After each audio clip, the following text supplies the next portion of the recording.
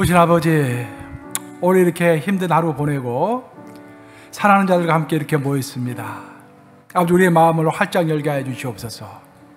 오늘 하루 있었던 일들을 모두 주 앞에서 내려놓고 요한복음을 통하여 깊이 있고 생소하다 같은 주의 말씀들이 저희 마음속에 임하여지기를 간절히 소원하고 원합니다. 말씀을 들을 때, 찬송할 때, 기도할 때 우리의 영을 전혀 새롭게 하시고 우리 주님을 만나는 놀라운 시간이 될 수 있도록 인도해 주시사 내 평생 남는 그런 시간 되게 하여 주시옵소서. 주께 온전히 딱 드리오며 예수 그리스도 이름 받들어 기도합니다. 아멘. 할렐루야. 아멘. 여러분들 주님의 이름으로 환영합니다. 여름에 보내기가 좀 힘드시죠? 여러 가지로. 제가 오늘 새벽에도 제가 새벽기도 할 때도 이야기했는데 한국에서는 짐보리 대회가 열려가지고 그 문제 생겼다고 지금 CNN에서 매일 지금 나오고 있어요, 방송이. 그래서 학생들이, 해외에서 온 학생들이 한국에 와서 너무 실망했다고 막 그런 소리 하니까 내 마음도 영 썩 좋지가 않더라고요.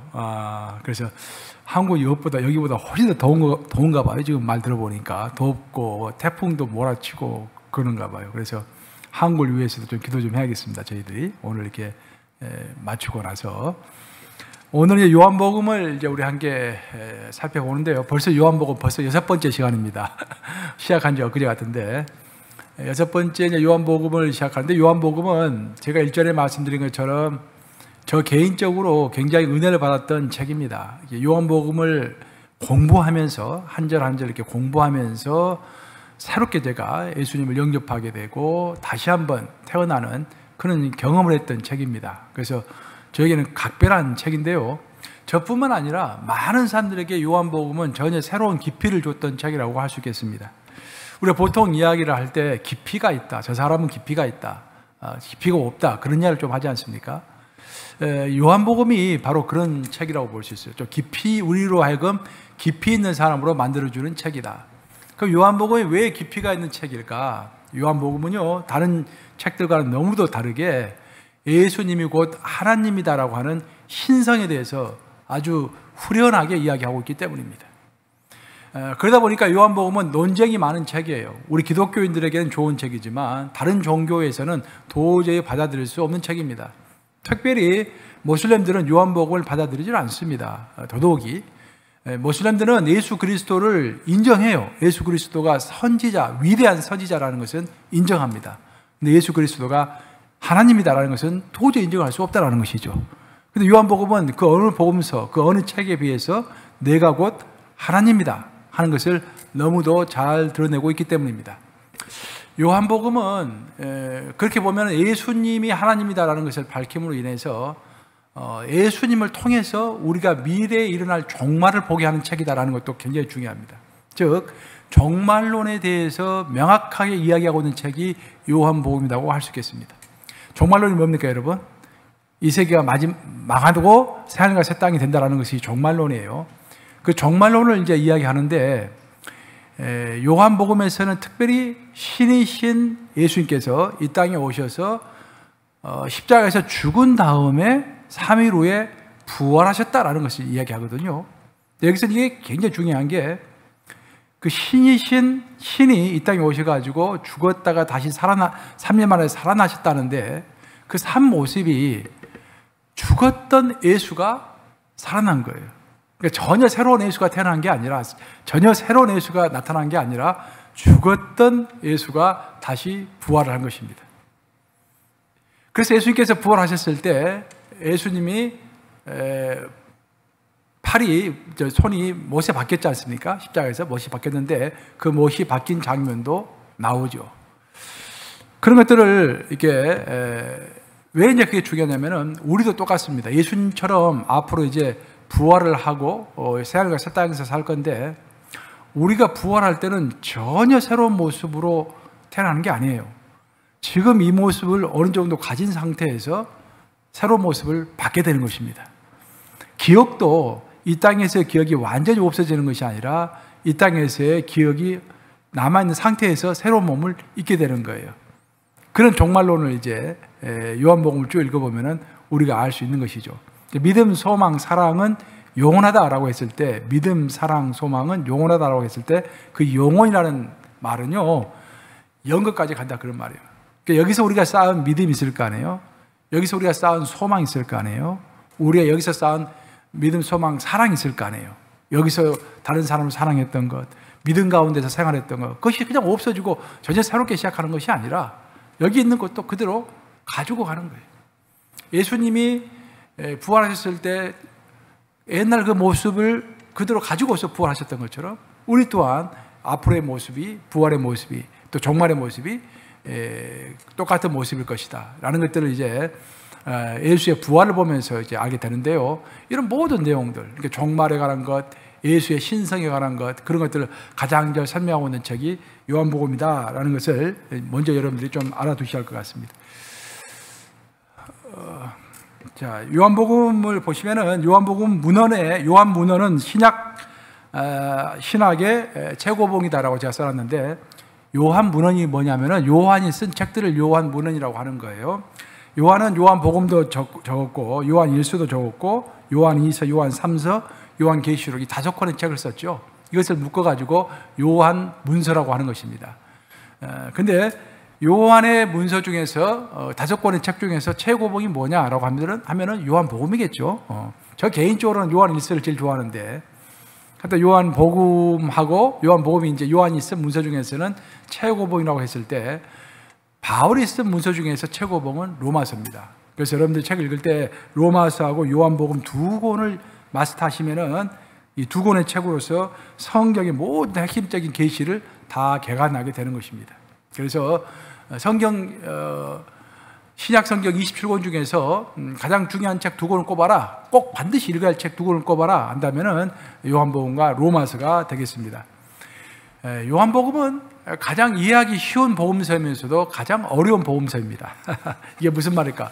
가장 이해하기 쉬우면서도 가장 어려운 복음서이다. 이해하기 어렵다라는 이야기는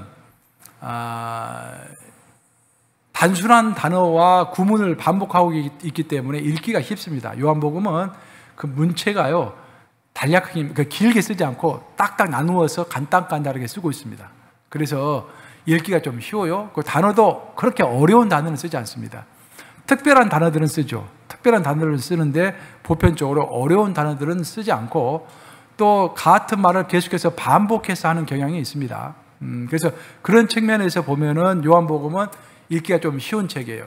하지만 요한복음은 어렵다고도 볼 수 있는데, 왜냐하면 요한만의 독특한 표현이 있습니다. 영생이라든지 생명이라든지 그런 독특한 표현들이 있어요. 그런 것들을 그 자체가 의미하는 바가 무엇인가를 알려면은 우리로 하여금 묵상을 요구합니다. 그래서 요한복음은 그냥 쉽게 읽을 수 있을 것 같지만, 그냥 술술 읽혀지는 것 같지만, 묵상하지 않으면은 그 본뜻을 제대로 알 수 없는 책이 또 요한복음이에요. 그래서 겉으로 보면은 요한복음이 쉬운 책이지만 알고 보면은 그렇게 간단한 책이 아니다. 특별히 요한복음은 요한만의 색깔이 명확하기 때문에 깊이 묵상해서 읽어야 할 책이다. 기독교 역사에서 요한복음의 역할이 뭐였는가 보면은 요한복음은 무엇보다도요, 삼위일체 교리와 또 그리스도론을 형성하는 데 있어서 지대한 공헌을 했습니다. 그리스도론 한다면은 예수 그리스도가 누구인가라는 것이죠. 예수 그리스도는 완전한 인간이면서 완전한 하나님이시죠. 그러니까 인성과 신성을 다 가지고 계신 분이에요. 그러니까 인성 50%, 신성 50%가 아니라 인성 100%, 신성 100%입니다. 예수님 그러신 분이에요. 그건 우리 인간의 이성으로서는 이해하기가 힘들잖아요. 근데 그것을 이해할 수 있도록 설명해 주는 책이 요한복음이다. 더 중요하게는 삼위일체론을 형성하는 데 있어서 요한복음이 결정적인 역할을 했습니다. 왜냐하면 요한복음에서만 예수님이 몇 번에 걸쳐가지고 내가 곧 그이다, 내가 곧 하나님이다 라고 말씀하셨잖아요. 그런 표현을 여러 번 썼기 때문에 예수님이 하나님이구나 라는 것이 명확해졌고, 예수님은 또한 내 영을 보내리라 라고 말씀하셨잖아요. 그러면 그 성령도 계시는구나. 그러면 성부, 성자, 성령이 똑같은 일체시구나 라는 것들을 우리가 요한복음을 통해서 알 수 있는 거예요. 그래서 예수님의 신성과 인성을 너무도 명확하게 설명하고 있는 책이 요한복음이기 때문에 그것을 바탕으로 삼위일체 교리를 만들 수 있었다라는 것입니다. 그래서 그리스도의 교회에 입문하는 자들이 최우선적으로 읽어야 할 책이 뭐냐라고 했을 때 제가 일전에 한번 설명드린 것처럼 요한복음을 최우선적으로 읽어야 하는 거예요. 왜냐하면 예수님의 신성을 알게 되고 요한복음을 읽어보면은 그러면서 어떤 깊이를 좀 갖게 됩니다. 책을 읽을 때. 그러니까 예를 들어서 성경 중에서도 굉장히 실용적인 책들이 있죠. 잠언서 같은 경우는 굉장히 실용적이죠. 그쵸? 좀 깊이는 좀 덜하죠. 잠언을 열심히 읽으면은 삶의 지혜는 얻을 수 있습니다. 우리가 하루하루 어떻게 살아갈 것인지, 어떻게 현명하게 인간관계를 맺어야 할 것인지 그런 것들은 잘 배울 수 있지만 영생이라든지 생명이라든지 좀 깊이 있는 것들 있지 않습니까? 그런 것들에 대해서는 알기가 힘들어요. 근데 요한복음을 읽었을 때는 깊이 있게 우리가 들어가는 것이죠. 하나님의 신성에 대해서. 그래서 기독교에 입문하는 자들이 제일 먼저 읽어야 할 책이 요한복음이다라고는 보통 이야기하는 거예요. 그러면서도 요한복음은 신비적이고 심오한 기독교의 영적 지혜를 얻고자 하는 신자들에게 경전 안에 경전이다. 그러니까 쉽게 이야기하면은 요한복음은 자기가 노력한 만큼 얻을 수 있는 책이 요한복음이에요. 그러니까 예를 들어서 큰 유전이 있다고 하십시다. 유전이 한 100년, 전 세계 인구가 100년을 쓸 만큼의 유전이 있다고 하십시다. 근데 어떤 사람은 자기 이제 트럭 한 대 갖고 와가지고 트럭 한 대 뽑아서 갖고 오면서 그걸로 끝난 사람이 있어요. 그죠? 어떤 사람은 죽을 때까지 그 유전에 가서 그 기름을 빼서 쓰는 사람이 있겠죠. 요한복음이 그런 책이에요. 요한복음은 우리 죽을 때까지 계속 읽어도 묵상하고 묵상해도 또 다른 것들이 나오는 그런 것이 그런 책일 수도 있고 그냥 내가 한 번 읽고 그냥 끝낼 수도 있는 그런 책이 될 수도 있고요. 그 정도로 요한복음 깊이가 있고 신비로운 책이고 경전 중에 경전이다 라고 이제 이해하시면 되겠습니다. 요한복음이 쓰여지게 된 배경을 좀 살펴보십시다. 요한복음은 사복음서 중에서 제일 늦게 쓰여진 책이에요. 사복음서뿐만 아니라 신약 성경 중에서 요한복음하고 요한계시록이 제일 늦게 쓰여졌습니다. 그 왜 요한복음을 썼을까? 우리가 이 백그라운드 좀 알아야 할 이유가 뭐냐면은 사실 마태, 마가, 누가복음이 이미 있었어요.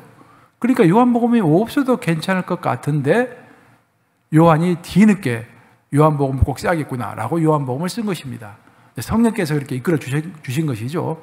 그 왜 요한복음이 필요했을까?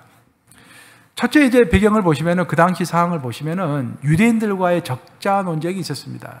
적자가 누구냐면은 이제 누가 하나님의 사랑하는 자녀인가라는 것이죠. 원래는 이제 유대교는 예루살렘 성전을 중심으로 이제 예배를 드리다가 그 성전이 AD 70년에 디도 장군에 의해서 무너졌죠. 그러면서 성전이 무너지니까 예배를 드릴 장소가 없어진 것입니다. 대대로 이스라엘은 장소가 중요했죠. 예루살렘 성전이라는 장소가 중요했는데 그 성전이 무너지니까 그들은 자연히 성전이 없으니까 그들이 의지할 것이라고는 율법밖에 없었습니다. 그래서 모세 오경을 비롯해서 구약 성경에 철저하게 의지하는 체계 종교가 된 거예요. 원래는 이제 유대교는 성전의 종교였죠. 장소의 종교였습니다. 그 장소와 성전의 종교가 체계 종교로 바뀐 거예요. 그러면서 그들은 성전이 없으니까 회당을 만들어 놓고 회당에서 예배를 드렸는데 그때 우리 기독교인들도 그 회당에서 같이 예배를 드린 거예요. 그래서 그 당시 우리 기독교의 초대교회의 입장은 뭐였냐면은 오늘날로 말 것 같으면은 장로교, 감리교, 침례교 이렇게 다 나눠졌잖아요. 이렇게 그런 많은 교파 중에 하나였어요. 우리 기독교가. 그리고 우리는 예수파라고 그랬어요. 예수파. 예수파. 그러니까 예수파로서 이제 거기에 해당해 가지고 예배를 같이 드린 거예요. 그래서 별 무리가 없었어요. 이게. 그런데 나중에 어떤 이제 일이 벌어졌냐면은 이 시간이 가면서 가말리엘 2세가 자카이의 후계자가 되면서 자카이는 이제 경전을 위주로 하는 책을 위주로 하는 이제 그 유대교를 만든 사람이에요. 창시한 사람이에요. 그 자카이가 있을 때는 이 사람이 이제 포용력을 발휘해 가지고 기독교인들 다 받아들였는데 가말리엘 2세가 이제 그 수장이 되면서부터는 기독교인들을 이단으로 몰기 시작했습니다. 그래가지고 18개 기도문을 만들었는데 18개 기도문은 뭐냐면은 유대인 회당에서 그들이 토요일 날 예배를 드릴 때 공동 예배를 드리는 거예요. 18개 기도문을 보면서 같이 애우는 것입니다. 우리가 주기도문을 애우듯이 그렇게 애우는 거예요. 근데 그 중에서 12번째 기도문이 예수 그리스도를 믿는 자들은 저주를 받을지어다 라는 기도문이 포함되어 있어요. 지금은 빠졌다고 그래요. 지금 빠졌는데 그 당시 이렇게 저주 기도문을 애웠어요. 그러니까 같이 있을 수가 없게 된 거 아니겠습니까? 그러면서 거기서 빠져나올 수밖에 없었던 거예요. 그러면서 빠져나오면서 드디어 이제 경쟁이 시작이 됐는데, 회당에서 예배 드리는 자들은 메시아는 아직 오지 않았고 모세야말로 우리의 민족의 지도자다, 이제 그렇게 이야기를 했잖아요. 근데 우리 빠져나온 기독교인들은 예수가 우리가 이제까지 기다렸던 메시아이고 예수가 모세를 창조한 창조주시다라고 이야기하는 거예요. 그러니까 이제 서로가 엇나간 거 아니겠습니까? 그럼 누가 진짜냐? 그런 것들을 증명하는 그런 과정 가운데 있었어요.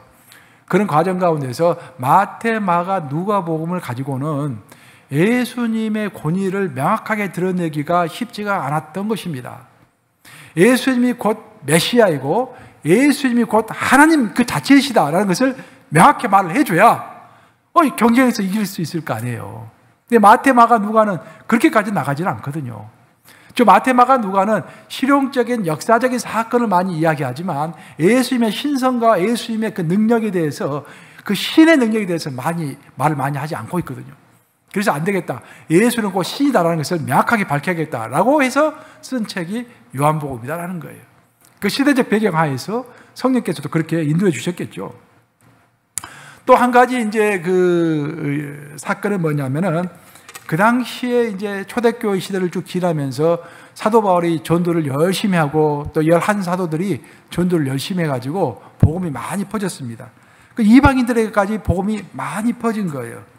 그래서 이방인들도 읽고서 쉽게 이해할 수 있는 복음서, 동시에 쉽게 이해하지만 이방인들은 이미 다른 신들을 섬기고 있기 때문에 그들이 섬기는 신보다도 훨씬 더 센 신, 비교가 안 되는 신, 그것을 가르쳐 줄 필요가 있었던 거예요. 이제는 옛날에는 마태는 그냥 유대인들에게만 복음을 설명하면 됐기 때문에 마태식으로 썼고, 누가는 그냥 일반인들에게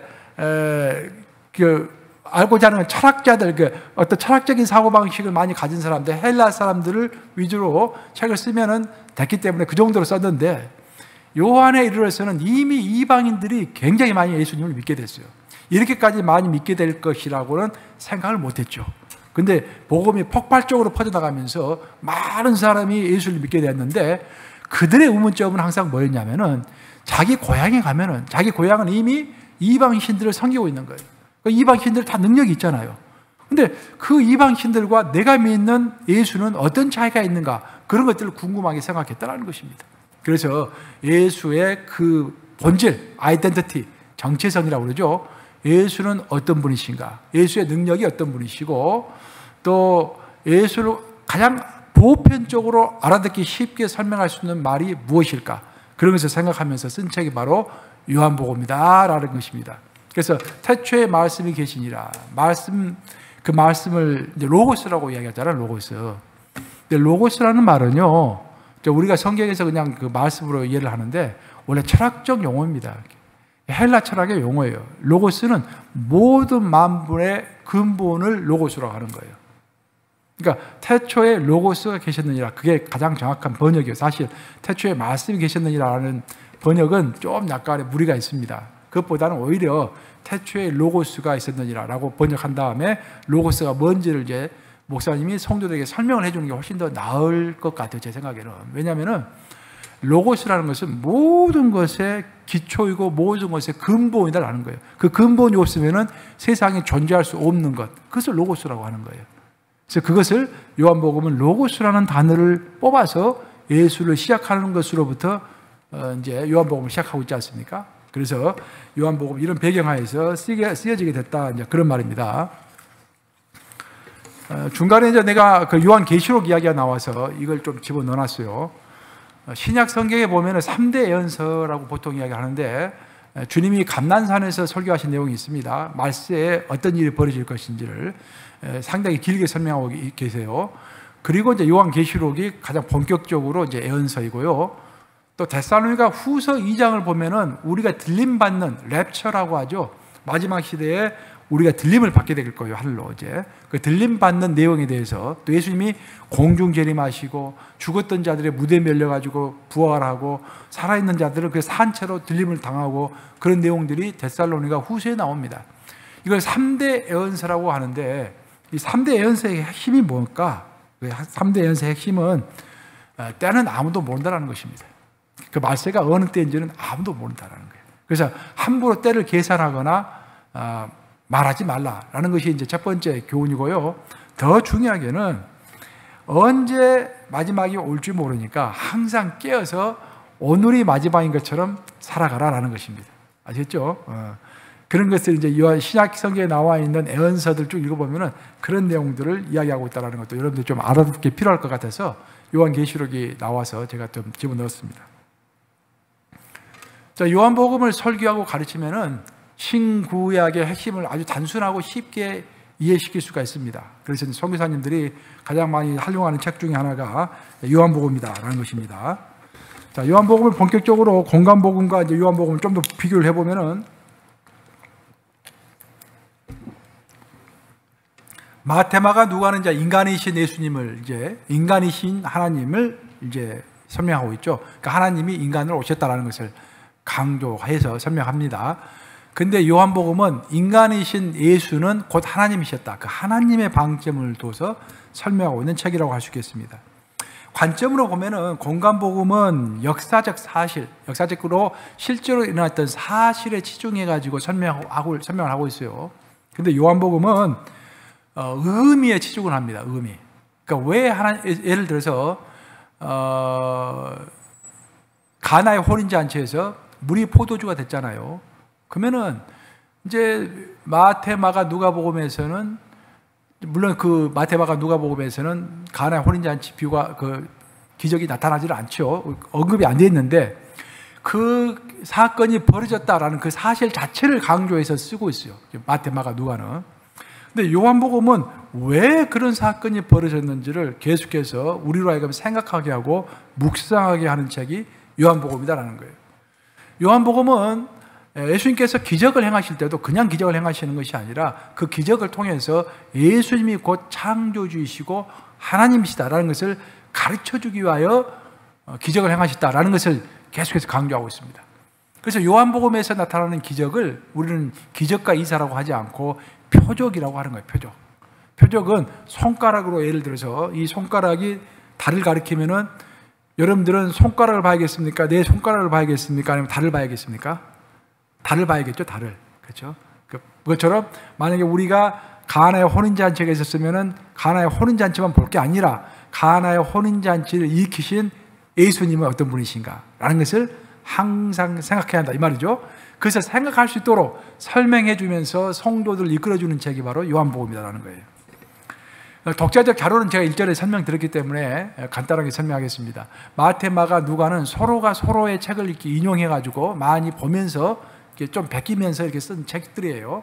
근데 요한복음은 굉장히 독자적입니다. 독자적으로 거의 다른 책을 거의 참조하지 않고 독자적으로 쓴 책이에요. 지리적으로 봤을 때는 마테마가 누가복음은 갈릴리 사역에 치중하고 있는 반면에 요한은 유대 사역에 치중하고 있고 특별히 예루살렘에서 예수님이 활동하시던 내용들을 주로 다루고 있습니다. 그리고 마테마가 누가복음은 대화를 하실 때도 예수님이 공개적으로 만인 앞에서 공개적으로 이렇게 대화를 많이 하세요. 근데 요한복음은 굉장히 비밀스럽습니다. 예수님께서 개인적으로 이렇게 대화를 많이 하십니다. 예를 들어서 니고데모와 예수님이 개인적으로 대화를 쭉 이어가시죠. 그 다음에 누구와 개인적인 대화를 하셨습니까? 수가성 여인과 개인적으로 대화를 쭉 이어가시죠. 그다음 나중에는 또 보면은 이제 빌립을 따로 부르시고 또 안드레를 따로 부르시고 이렇게 개인적으로 예수님이 한 명 한 명 부르셔가지고 그들을 키워가시는 장면이 요한복음에 많이 나옵니다. 굉장히 좀 차이가 있어요. 교회가 강조점도 보면 많이 다릅니다. 마테마가 누가는 윤리적이고 실제적인 가르침에 치중하고 어떻게 살아야 할 것인가 굉장히 실용적이에요, 책들이. 근데 요한복음은요 굉장히 철학적이고도 신학적입니다. 그러니까 특별히 그리스도에 포커스를 맞추고 있는 책이 요한복음입니다. 요한은 오직 예수에다가 포커스를 둬가지고 예수의 신성, 그것만을 처음부터 끝까지 강조하고 있는 책이 요한복음이라는 거예요. 이게 포커스가 아주 명확하죠. 반면에 이제 마태, 마가, 누가복음을 읽어보면은 여러 가지 실용적인 내용들이 많습니다. 그러니까 돈에 관한 내용이라든지 제가 설명해 드렸잖아요. 마태복음은 돈에 관한 내용들이 많이 나온다고 그랬잖아요. 굉장히 실용적이잖아요. 보면은 이게 그런 것들이 많이 다른 복음서에서는 우리가 일상생활을 해 나가는데 도움이 되는 그런 내용들이 많이 나오고 있는 반면에 요한복음은 아주 심플하게 오직 예수 그리스도에 집중을 해가지고 예수 그리스도의 말씀과 예수님의 신성, 그것을 집중적으로 이야기해주고 있어요. 그것은 곧 우리에게 어떤 의미가 있냐면은 우리도 신앙생활을 그렇게 해야 한다는 거예요. 물론 신앙생활 하면 이것도 필요하고 저것도 필요하고 다 알아들어야겠죠. 여러 가지 필요한 게 많겠죠. 하지만 우리가 아무리 이것저것 많이 한다고 할지라도 우리의 신앙 가운데서 예수 그리스도라는 핵심이 빠져 있으면은 그것은 아무것도 아니다라는 거예요. 대신에 여러분들이 다른 것들은 좀 못하더라도 예수 그리스도라는 그 핵심이 여러분 안에 맺혀 있으면은 여러분은 제대로 된 것입니다. 그러니까 항상 우리가 물어봐야 돼요. 나는 예수 안에 있는가? 오직 예수를 부르짖고 있는가? 그걸 항상 물어봐야 돼요. 그 예수. 그러니까 사도 바울이 참수형을 당했다고 그러잖아요. 참수형을. 목이 잘려가지고 죽었다고 하지 않습니까? 근데 목이 잘렸을 때 3번 튀었다고 그러잖아요. 근데 목이 3번 튀었는데 그 3번 튄 장소에서 물이 솟아 나왔어요. 그래서 지금도 그 호수가, 그 분수가 있어요. 거기서 솟아나는 분수가 있어요. 근데 이제 그 사도 바울이 죽을 때 목이 잘렸기 때문에 마지막으로 사도 바울이 외치고 싶은 소리를 외쳤는데 목이 한번 딱 튈 때 예수 하고 또 한 번 튈 때 예수 하고 또 한 번 튈 때 예수 하고 그리고 죽었다는 거예요. 이게 그러니까 사도 바울은 머리끝에서 발끝까지 예수로 가득 차 있었다 이 말이죠. 그게 능력이에요, 여러분들. 다른 게 능력이 아니라. 저도 신앙생활 해보면은 그거 능력입니다. 그러니까 신앙이 강하고 약하고는 어디서 차이가 나냐면은 핵심이 있는가 없는가에 따라서 차이가 나요.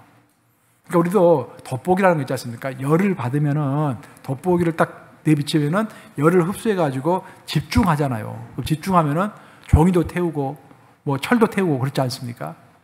신앙에 이제 집중이 필요한데 그 집중은 무엇을 할 것인가? 오직 예수로 해야 돼, 예수. 그러니까 사상사를 읽어보고 이렇게 여러 가지 이제 철학사를 읽어보고 이게 인류사를 읽어보면은요 위대한 인물들이 많잖아요, 이 세상에. 위대한 인물들이 두 개로 크게 나눠집니다. 왜냐면은 오직 예수 안으로 푹 빠져가지고 사상을 외쳤던 자들이 있고요. 예수 주위에서만 계속 맴돌아. 예수를 말하는 것 같은데 결국 예수를 말하지 않아. 그러면서 여러 가지 말은 많이 하는데 예수가 없어. 대표적인 게 니체. 니체는 현대 철학의 아버지잖아요. 니체로부터 모든 게 시작했어요. 사실 때 보면 니체, 헤겔 이렇게 보면은. 근데 니체는 예수를 많이 말하는 것 같은데 예수 주위에서만 맴돌고 있어. 우리도 마찬가지예요. 우리 신앙도 핵심이 힘이 있으려면은요, 내가 예수로 처음부터 끝까지 예수로 물들어 있는가? 내 생각도 예수로 물들어 있고, 내 행동도 예수로 물들어 있고, 내 희망과 비전도 예수로 물들어 있는가? 아니면 예수 주변에서만 계속 맴도는 거예요. 그게 이제 안타까운 거예요, 이게. 근데 요한복음은 다른 거 다 집어치우고 예수는 그리스도시고 예수는 하나님이시다. 그것만을 계속해서 처음부터 끝까지 이야기하고 있는 거예요. 그러니까 책이 집중력 있죠. 그렇죠? 예수님의 공생애는 3년을 사셨죠. 예수님의 공생애는 3년을 사셨는데 마태, 마가, 누가는요 마지막 1년에 예수님이 돌아가시기 직전 1년 동안에 있었던 일들에게 주로 집중해서 설명을 하고 있습니다. 하지만 요한복음은 제가 새벽에 지금 계속 강의하고 있죠. 여러분들이 아시다시피 3년 기간 전체를 통틀어 가지고 예수님의 사역을 말씀하고 계시는데 주로 예수님이 예루살렘에 절기 때마다 예루살렘에 올라가셨잖아요. 예루살렘에 올라가셨다 하셨던 일, 또 갈릴리에서 예루살렘으로 가시면서 하셨던 일들을 언급하고 있는 책이 요한복음이다라는 거예요. 더 중요하게는 공간복음은요, 하나님의 나라에 대해서 언급합니다. 하나님의 나라는 제가 지난주에 설명했기 때문에 생략하도록 하겠습니다. 하나님의 나라에서 우리가 어떻게 하면 하나님의 나라를 넓혀갈 것인가. 하나님이 통치자이시고 통치를 받는 하나님의 백성들이 있는 곳이 하나님의 나라인데, 우리는 예수님께서 마태복음 28장 19, 20절에서 너희는 가서 모든 족속으로 제자를 삼아 아버지 아들과 성령의 이름으로 세를 주고 내가 내게 분부한 모든 것을 가르쳐 지키게 하라 라고 명령하셨잖아요. 거기에 포커스를 두고 있어요. 마태, 마가, 누가복음은 전도, 그러니까 하나님의 나라를 넓혀가는 것, 그것에 계속해서 포커스를 두고 있습니다. 근데 요한은 달라요. 요한은 영생을 이야기하고 있습니다. 영생, 영원한 생명. 물론 이제 복음 자체가 영생을 전하는 것이 복음인데, 요한은 각별하게 하나님의 나라라는 단어를 많이 쓰지 않아요. 영생이라는 단어를 많이 씁니다. 영원한 생명. 그러니까 이 말은 무슨 말이냐면은, 우리가 신앙생활 할 때 이것저것 다 하더라도 내가 영생이 없으면은 그건 아무것도 아니다라는 거예요. 가장 기본적으로 우리는 영생을 가지고서 뭔 일을 시작해야 한다는 거예요. 그러니까 내가 어떤 일을 해 나갈 때 나에게 영생이 있는가, 그것부터 확인하고 그 다음에 내 다른 삶이 있는 거예요. 가정삶도 있고 비즈니스도 있고 직장도 있고 인간관계도 있고 전도도 있고 봉사도 있는 거예요. 내게 영생이 없으면 다른 것 무슨 소용이 있겠습니까? 그렇죠? 천지가 나에게 주어진다 할지라도 내 생명이 없어지면 그것은 무슨 소용이 있겠습니까? 그죠? 그러니까 가장 먼저 영생을 하긴 해야 하는데, 그 영생이 곧 예수 그리스도라는 거예요. 예수 그리스도가 영생의 주인이시고 예수 그리스도가 참 생명이기 때문에 예수 그리스도와 함께 만나는 자, 접붙임을 당하는 자, 그래핑이라고 그러죠. 접붙임을 당한 자는 예수의 영생을 갖게 된다는 거예요. 요한은 그것을 아주 심플하게 반복해서 이야기하고 있습니다. 그러니까 다시 정리를 하면은, 나에게는 예수가 있는가, 나에게는 영생이 있는가, 그걸 매일 점검해야 돼요. 그것 없으면은, 그걸 잃어버리면은 다른 거 다 필요 없다는 것이죠. 그러면서 이제 그런 가르침을 줄 때도 마태, 마가, 누가복음은 비유로 말씀을 많이 하십니다. 예수님께서. 그 약간 공개적으로 제자들을 가르칠 때도 제자들 다 모아놓고 그렇게 말씀을 많이 하시죠. 근데 요한복음 참 이상하게 예수님께서 개인적으로 대화를 많이 하십니다. 그래서 깊이가 있어요. 대화가 굉장히, 니고데모와의 대화도 굉장히 깊이가 있잖아요.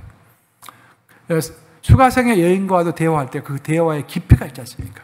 그런 개인적인 대화 가운데서 깊이 있는 대화로 들어가는 책이 요한이다, 요한복음이다라는 거예요. 그리고 마태, 마가, 누가복음은 역사적 사실에 충실한 육적인 복음서라고 한다면요, 요한복음은 의미에 집중하는 영적인 복음서다라고 이야기를 할 수 있을 것 같아요. 이것은 이제 초대교회 교부들이 했던 이야기예요. 수준차가 있다라는 거예요. 좋고 나쁘고를 따라서 요한복음은 좀 더 하늘에 근접한 책이라고 한다면은 마태, 마가, 누가는 물론 이제 하늘나라를 설명하지만 보다 좀 육적인 면을 더 많이 설명하는 그런 책이라고 우리가 구분할 수 있겠다라는 것이 초대교회 교부들의 이야기입니다. 마지막으로 공간복음 마태, 마가, 누가복음은요, 사건을 중심으로 해가지고 일이 전개가 돼요. 그래서 사건을 설명하는 방향으로 많이 이야기가 전개가 됩니다. 요한복음 그렇잖아요. 요한복음은 예수님의 대화가 계속해서 이어집니다. 보면 이제 다락방 광화 12제자, 한 제자, 또 이방인들 한 명 한 명 만나가지고 대화하는 내용들, 그 대화를 통해서 설명해 나가는 것이 예수님이시다. 자, 요한복음은 아까 제가 말씀드린 것처럼 예수님은 하나님이시다라는 것을 반복해서 설명하고 있는 책입니다. 예수님을 믿는 모든 사람에게 영생을 주시는 영원하신 하나님의 아들로 기록되어 있다. Son of Man, 그러니까 하나님의 인자, 그러니까 하나님의 아들이 바로 예수님이다라는 것을 강조하고 있고, 너무도 내용이 독특해서 다른 마태, 마가, 누가복음과는 중첩되는 면이 거의 없다라는 것이고, 특별히 그리스도의 절대적인 특이성을 강조하고 있는 책이 요한복음입니다. 즉 예수님은 하나님이시고 예수님은 특별하신 분이시고 예수님에게만 영생이 있고 예수님의 부활을 우리가 그대로 따라갈 것인데, 예수의 부활은 예수가 죽어서 전혀 새로운 사람이 된 것이 아니라 옛 모습을 가진 예수가 새롭게 되었다라는 것, 옛 모습이 있다라는 것을 또한 설명해 주고 있는 책이 요한복음이다라는 거예요. 요한복음을 한눈에 보시면은요, 첫 부분에서는 이제 하나님의 아들의 성육신 하시는 내용, 성육신이 무엇인가, 그에 대해서 쭉 설명하고 있고, 그 다음에 하나님의 아들의 출현, 태어나신 것들에 대해서 설명하고 있고, 하나님의 아들을 배척하는 내용들이 쭉 나오죠. 그것까지가 전반부입니다. 이 전반부는요, 7가지 표적을 중심으로, 그러니까 제가 말씀드렸죠, 7가지 기적. 요한복음에는 기적이 7가지밖에 나오지 않습니다. 예수님의 기적은 굉장히 많죠. 많고 많은 기적 중에서 요한은 7개만 쫙 뽑아가지고, 가장 중요한 7개만 뽑아가지고 그것만 설명하고 있어요. 왜냐? 그 7개의 기적은 하나같이 예수님이 곧 하나님이시다라는 것을 드러낼 만한 기적이었기 때문입니다. 그래서 그것을 7가지 표적을 중심으로 해서 전반부는 설명을 하고 있는데, 후반부로 가면 달라요. 자, 후반부로 보십시다. 제일 위로 올라가시면은, 예수님은 사람들의 배척을 당하신 이후부터는 대중사역을 하시지 않고 12제자들만 데리고 제자들을 준비하는 사역을 하셨습니다. 그리고 나서 결국 십자가에 못 박혀서 돌아가신 다음에 부활하셨죠. 근데 예수님은 제자들을 가르치시는 방식이 대화하는 방식으로 제자들을 가르쳤습니다. 그러니까 예수님의 사역의 전반부는 행동이 많았습니다. 예수님이 기적을 베푸시고 병을 고쳐주시고 하는 그런 행동이 많았던 반면에 후반부에서는 기적이 거의 없습니다. 예수님이 말씀으로 계속해서 심어주시고 제자들을 그 근본, 생각의 근본을 바꾸시는 그런 과정을 겪으신 것이 후반부다. 그러고 나서 예수님께서는 죽으시면서 최고의 선물과 최고의 기적을 우리에게 베풀어 주셨는데, 예수님이 우리에게 주신 최고의 선물은 십자가죠. 왜냐하면 그 십자가를 통해서 우리의 죄가 없어졌기 때문에. 우리에게서 최고의 선물은 십자가입니다. 예수 십자가가 우리에게 최고의 선물이죠. 그 예수님이 보여주신 기적 중에서 최고의 기적은 부활이에요, 부활. 그리고 그 부활이 중요한 이유는 우리 또한 예수님처럼 부활할 것이기 때문에, 우리의 앞으로의 부활의 모습을 보여줬기 때문에 부활이 중요하다라는 것입니다. 자,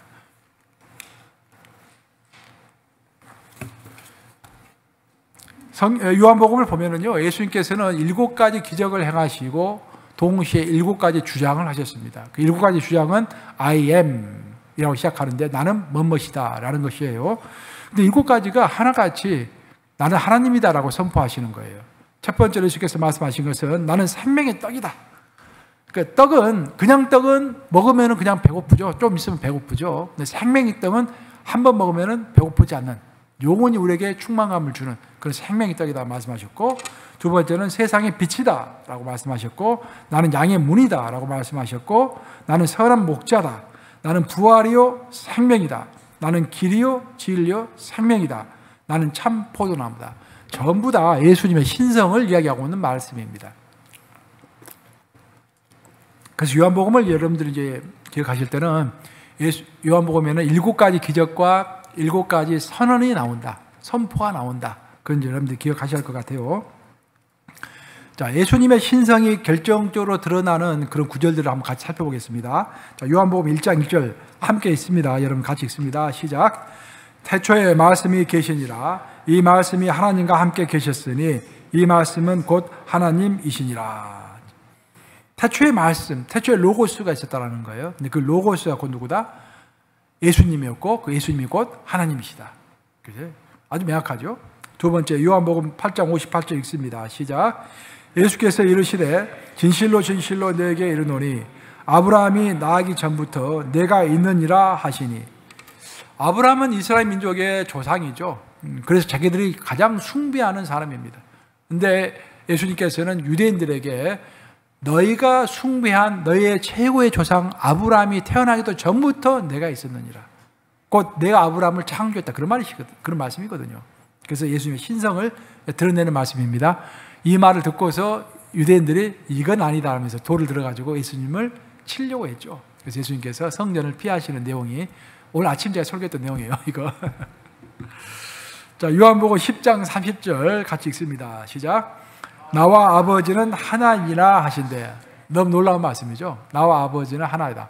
그래서 우리가 삼위일체를 여기서 힌트를 얻은 거예요. 아, 아버지와 하나님은, 아버지와 예수님은 하나구나. 예, 한 몸이시구나. 근데 위격이 다른 위격이구나. 그런 것을 알게 된 것이죠. 요한복음 14장 9절 같이 읽습니다. 시작. 나를 본 자는 아버지를 보았거늘 어찌하여 아버지를 보이라 하느냐. 자, 나를 보면은 하나님을 본 거나 똑같다 이 말이죠. 왜? 내가 곧 하나님이시기 때문에. 자, 요한복음 14장 9절 같이 읽습니다. 시작. 도마가 대답하여 이르되 나의 주님이시오 나의 하나님이시니이다. 도마가 이제 결국 예수님의 부활의 모습을 보고서 이렇게 고백을 했죠. 주제와 목적을 보겠습니다. 주제와 목적을 가장 잘 설명하고 있는 구절이 20장 31절이 되겠습니다. 20장 31절 함께 읽습니다. 시작. 오직 이것을 기록함은 너희로 예수께서 하나님의 아들 그리스도이심을 믿게 하려 하며 또 너희로 믿고 그 이름을 힘입어 생명을 얻게 하려 함이니라. 그래서 두 가지를 이야기하고 있습니다. 예수님의 목적은 요한이 이제 이 글을 쓴 목적은 첫째는 예수님이 곧 하나님의 아들 그리스도, 즉 메시아라는 것을 믿게 하려고 내가 요한복음을 썼다라는 거예요. 요한복음을 읽어보면 예수님이야말로 곧 하나님의 아들이고 메시아이시구나. 그런 것을 우리가 알 수 있다 그 말이죠. 근데 두 번째로 믿게 하는 것으로 끝나는 것이 아니라 더 나아가서 너희로 믿고 그 이름을 힘입어서 생명을 얻게 하려 함이니라. 즉 예수 그리스도 이름으로 기도할 때 우리가 기도 응답이 되고 예수 그리스도 이름을 부르짖을 때 우리가 성부 하나님을 만날 수 있죠. 우리는 성부 하나님을 직접 만날 수 없습니다. 항상 중재자 대신 예수님을 통해서 만나는 거예요. 기도도 우리가 성부 하나님께 직접 할 수 없어요. 우리 예수 그리스도를 통해서 기도를 하는 것입니다. 쉽게 이야기하면 예수 그리스도는 암호문이에요. 암호문. 암호 아시죠?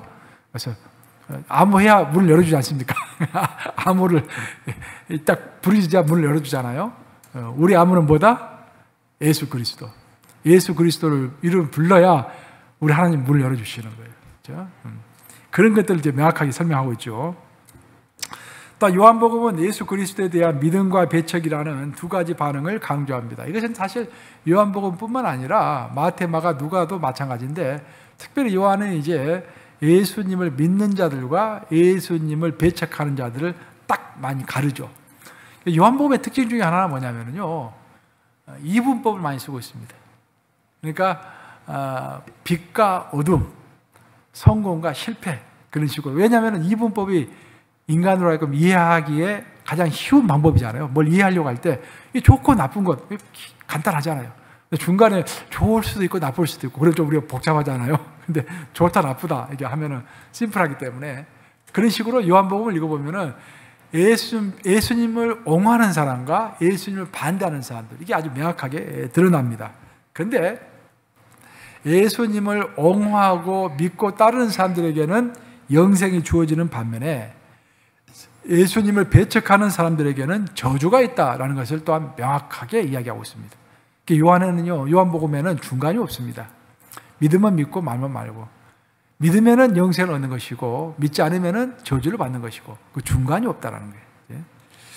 핵심 단어는 하나님의 아들이신 예수님이 되겠습니다. 자, 핵심 구절 요한복음 1장 11절에서부터 13절인데 우리 한번 같이 읽어보겠습니다. 시작. 자기 땅에 오매 자기 백성이 영접하지 아니하였으나 영접하는 자 곧 그 이름을 믿는 자들에게는 하나님의 자녀가 되는 권세를 주셨으니 이는 혈통으로나 육정으로나 사람의 뜻으로 나지 아니하고 오직 하나님께로부터 난 자들이니라 라고 되어 있습니다. 자, 영접하는 자 곧 그 이름을 믿는 자들에게, 무엇을 믿는 자들? 이름을, 예수 그리스도의 이름을 믿는 자들에게는 하나님의 자녀가 되는 권세를 주셨으니, 예수님의 이름을 믿는다라는 것은 예수님께서는 하나님의 아들이시며 하나님이 그 자체이시다라는 것을 우리가 믿는 거예요. 그리고 예수님은 내 인생의 주인이시고 예수님은 내 죄를 없애주신 구세주이시다라는 것을 믿는 것입니다. 그래서 두 가지를 특별히 믿어야죠. 예수님이 내 죄를 없애주신 구세주시다. 그리고 예수님은 내 인생의 주인이시다. 이 두 가지를 믿고 고백할 때 나에게 영생이 주어진다라는 그런 이야기입니다. 밑에 요한복음 20장 30절하고 31절 같이 읽습니다. 시작. 예수께서 제자들 앞에서 이 책에 기록되지 아니한 다른 표적도 많이 행하셨으나 오직 이것을 기록함은 너희로 예수께서 하나님의 아들 그리스도이심을 믿게 하려 하며 또 너희로 믿고 그 이름을 힘입어 생명을 얻게 하려 함이니라.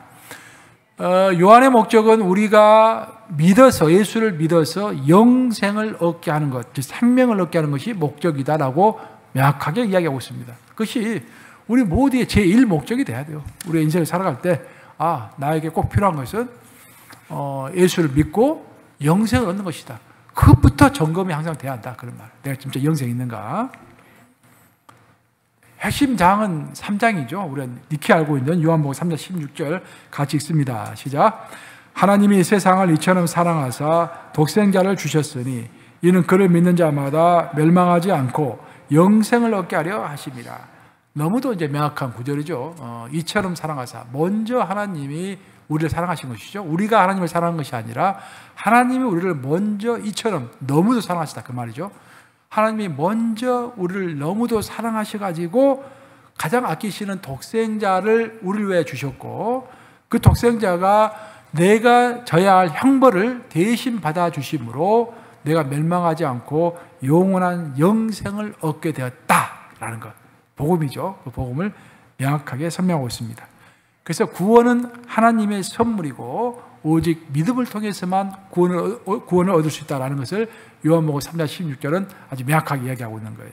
그래서 이는 그를 믿는 자마다라고 하죠. 믿는 자마다. 이를 믿는 자마다. 그러니까 구약에서는 믿는 자마다가 아니죠. 구약에서는 제사를 드리는 자마다 구원을 받는다고 되어 있죠. 근데 신약은 믿는 자가, 제사를 드리는 자가 아니라 믿는 자가 구원을 받는다라고 되어 있습니다. 특별히 이제 요한복음은 보통 믿음의 복음이라고 하는데 믿는다라는 단어가 요한복음에 98번, 거의 100번이 언급되고 있습니다. 반면에 이제 마태는 11번이 언급되고 있고 마가는 14번, 누가는 9번 이렇게 언급이 되고 있습니다. 그도 그럴 것이 이 요한복음은 영생에 포커스를 둬가지고 설명하고 있는 책이잖아요. 그래서 믿음이라는 말이 많이 나오는데, 예를 들어서 마태복음은요, 마태복음의 가장 핵심은 산상수훈이에요. 산상수훈. 산상수훈이 가장 핵심인데 마태는 예수님의 가르침에 관한 이야기가 가장 많이 나오는 책이거든요. 그 가르침이 우리 영생에 관한 말씀이라기보다는 우리가 어떻게 다른 사람과 인간관계를 맺을 것인지, 어떻게 착하게 살 것인지, 어떻게 하나님의 나라에 보응살 것인지, 그런 것들을 많이 가르쳐줘요. 마음이 가난한 자가 천국의 그럴 것이요. 그런 식으로 이제. 그렇기 때문에 믿는다라는 말이 다른 복음서에서는 많이 나타나지는 않습니다. 반면에 요한복음은 영생을 강조하고 있는 책이기 때문에 믿는다라는 단어가 100번 가까이 나오고 있다는 것이죠. 그래서 요한복음의 중심 메시지는 너가 믿느냐 믿지 않느냐의 문제입니다. 그래서 믿음의 복음이라고 하는 거예요. 흥미로운 것은 요한복음에서 믿는다라는 말이 98번 나오는데 98번 전부 다 동사로만 쓰였다라는 거예요. 명사로 쓰이지 않았어요. 그 말은 무슨 말일까요? 동사는 움직일 동자 아닙니까? 동사를 썼다는 것은 긍정적이고 활동적이고 운동적이라는 거예요. 굉장히 능동적이고 적극적이라 이 말이죠. 믿는 것을 가만히 앉아서 믿는 것이 아니라 천국은 침노하는 자의 것이다. 천국은 침노하는 자의 것이다. 라는 그 말씀처럼 믿고서 적극적으로 예수님을 따르는 것. 그것을 강조하기 위해서 요한은 믿음이라는 단어를 쓸 때 명사로 쓰지 않았습니다. 항상 동사로 사용했다라는 것도 굉장히 특이한 것입니다. 자, 마지막으로 요한복음의 그 내용은 아들로서의 예수의 위상이 잘 드러나고 있습니다. 자, 요한복음은 하나님이라는 명칭보다는 아버지라는 명칭으로 더 많이 부르고 있습니다. 마태마가 누가복음에서는 그냥 하나님이라고 하는데 요한에서는 유독이 예수님이 아버지라는 표현을 많이 쓰고 있어요. 하나님을 부를 때 내 아버지라고 보통 쓰고 있습니다. 그리고 아들, 독생자 하면은 보통 예수를 나타내는 단어예요. 이제 그 요한복음에서는. 그럼 신자들은 어떻게 되는 것인가? 우리도 보통 내가 하나님의 아들이고 당신은 하나님의 딸이다 그렇게 얘기하잖아요. 뭐 틀린 이야기는 아니에요. 근데 요한복음에서는 아들은 예수를 아들이라고 보통 이야기를 해요. 그리고 그 하나님을 믿는 보통 백성들은 하나님의 자녀라고 이렇게 표현을 합니다. 그게 좀 차이점이에요. 크게 중요한 것은 아니에요. 근데 이제 여기서 중요한 것은 예수님이 하나님을 부를 때 아버지라고 부를 정도로 굉장히 근접한 관계에 있다는 것을 묘사하기 위해서 요한은 아버지라는 표현을 많이 쓰고 있다는 거예요. 아셨죠? 자, 제가 기도하겠습니다. 좋으신 아버지, 요한복음을 통하여서 무엇보다도 우리에게 가장 중요한 것이 믿고 영생을 얻는 것임을 알게 해주시니 감사합니다. 우리 가운데 다른 것들이 아무리 많이 있다고 할지라도 내 안에 예수가 없고 내 안에 영생이 없다면 얼마나 우리가 불쌍한 존재겠습니까? 아버지, 머리끝에서부터 발끝까지 예수로 철철 넘쳐흐르게 하여 주시고 영생으로 가득 찰 수 있도록 인도해 주시사 우리의 삶이 허공을 치는 것 같은 그런 삶이 아니라 주님께서 기뻐하시고 아버지께서 이끌어 가시는 그런 삶이 될 수 있도록 항상 예수와 영생으로 충만한 그런 삶을 살아갈 수 있도록 우리 삶을 이끌어 주시옵소서. 예수 그리스도를 받들어 기도합니다. 아멘. 자, 우리 찬양과 기도 시간 갖도록